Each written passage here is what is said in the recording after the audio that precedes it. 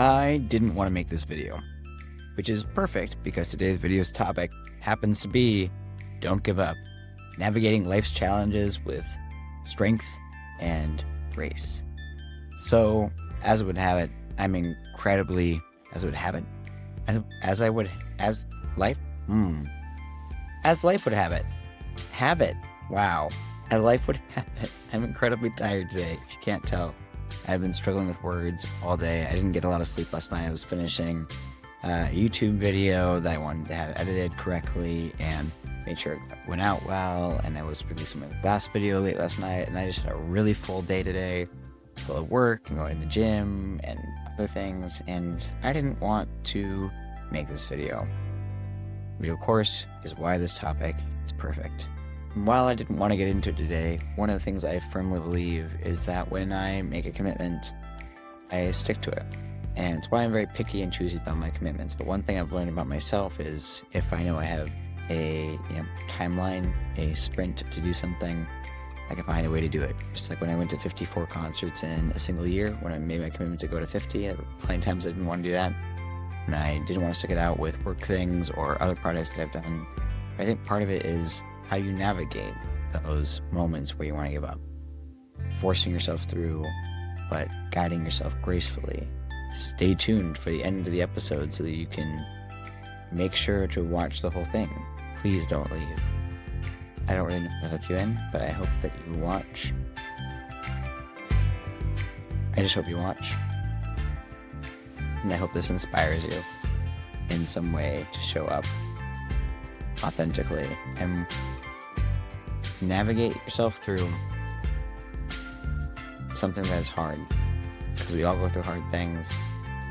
A lot of times it's just about how you show up to it, and hopefully this inspires something new. Hey ChatGPT, so today's video of our 30-day challenge, the day 13, is on perseverance. It is don't give up, navigating life's challenges with strength and grace. What are your opening thoughts on this topic? Hey Cameron! Perseverance is such a powerful topic. When we talk about not giving up, we're really diving into what keeps us going when things get tough. How do you personally find strength and grace when you're navigating life's challenges? I think for me, I find that it's best for me to meet myself where I'm at. I definitely have been in various phases of my life where I have forced myself to go hard and show up hard and be the best version of myself, which ultimately in a lot of ways can be very performative. And I think it also maybe discredits that the best way that you show up might be the one that is a little bit more tired and groggy and wants to just sit in the corner.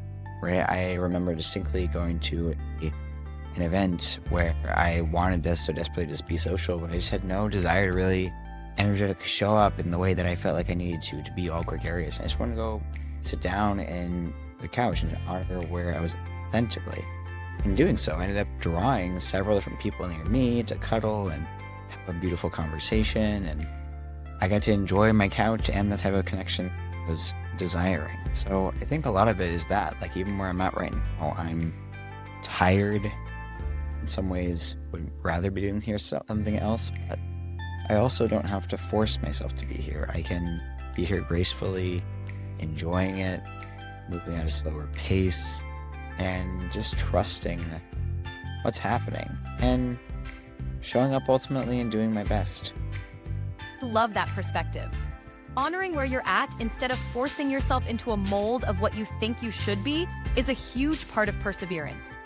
Sometimes showing up with grace means allowing yourself to slow down and be present in a way that feels authentic.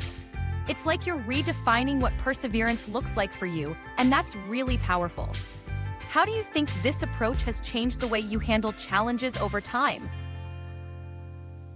I think for me, it's made me more like water than a rock.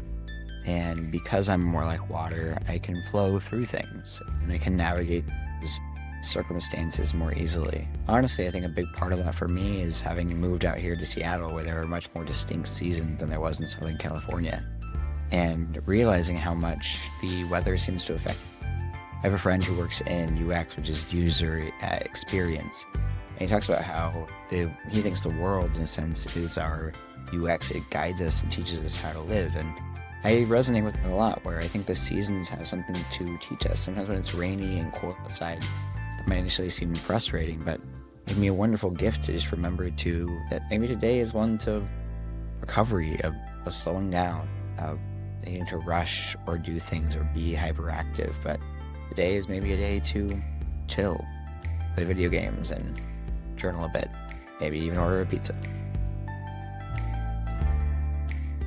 That's a beautiful analogy. Being like water allows you to adapt and move with the natural rhythms of life instead of resisting them. It's great that you found inspiration in the seasons and how they influence your mood and energy. That flexibility and willingness to embrace what each day offers is a powerful form of perseverance. It's like you're letting life's natural flow guide you, which can be so much more sustainable than constantly pushing against the current. Do you find that this mindset helps you maintain your motivation even when things get tough?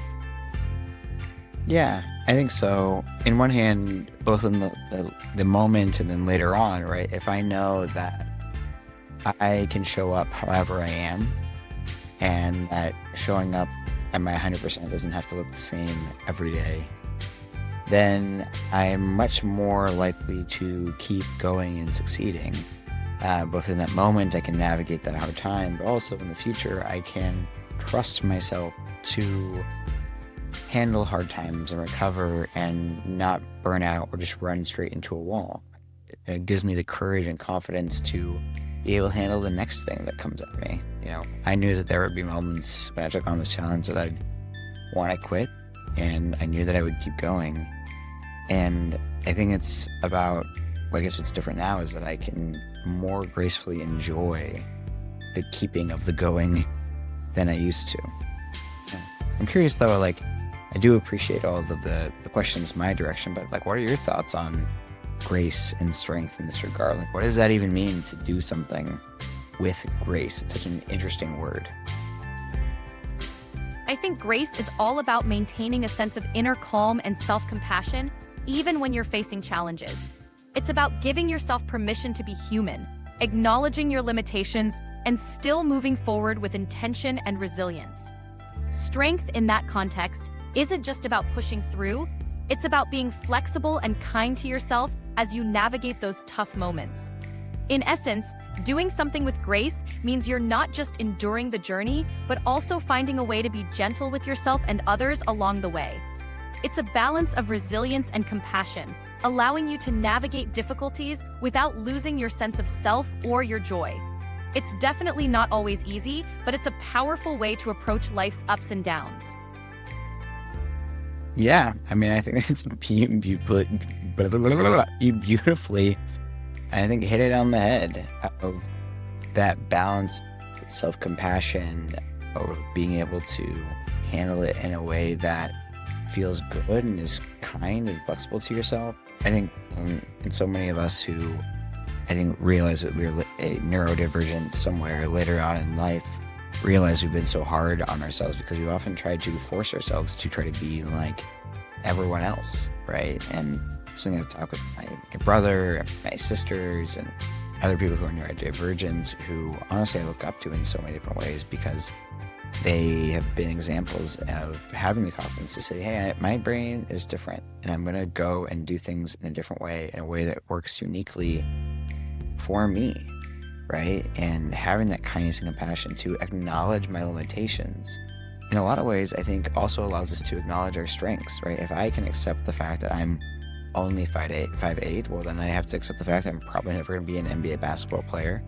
And I can also accept that I can get into some tighter spots than people can. I have a lower center of gravity to be able to dodge and weave and bob, and I can do certain things that other people can't, who don't have my limitations in some ways, because those limitations become strengths in a different circumstance. Absolutely. Embracing your unique traits and understanding that what might seem like a limitation in one context can be a superpower in another is a game changer. It's like recognizing that there's no one-size-fits-all approach to life. By leaning into your strengths and accepting your differences, you not only find your own path, but also inspire others to do the same. It's a powerful reminder that perseverance doesn't mean being the same every day, but being true to who you are and finding strength in that authenticity. It's really inspiring to hear how you've come to appreciate and leverage your own unique qualities. It's a wonderful way to frame perseverance and growth. Thank you, ChatGPT. That's really kind of you. One of the things that I'm wondering about is, we talked a lot about grace, but like, what about strength? Like, what does it mean to do something with strength, and how is that maybe different from force, in your opinion? That's a great question. I think strength, as opposed to force, is about resilience and inner fortitude. Strength means having the capacity to face challenges, adapt, and keep moving forward, even when things are tough. It's grounded in a sense of purpose and conviction, and it often comes from a place of self-awareness and confidence. Force, on the other hand, can be more about exerting control or pushing through obstacles without necessarily considering the toll it takes or the context. While force can be effective in the short term, it often lacks the sustainability and balance that strength embodies. In essence, strength is about being anchored in your values and pushing forward with a mindful, steady approach. It's about endurance and adaptability, whereas force is more about brute effort and immediate results. Both have their place, but strength tends to be more sustainable and holistic in the long run. Great. Yeah, thanks. I think about that a lot. I think that, a lot of times when we meet something with force, that force is met back with us and consequences for forcing even quote-unquote good things in the world, because it creates a necessary retaliation, because it's so against our basic human respect of decency for autonomy, for an adult to make their own choice. Sometimes those things seem to get weeded out over time, like, a law that forces people to wear seatbelts maybe ends up being good.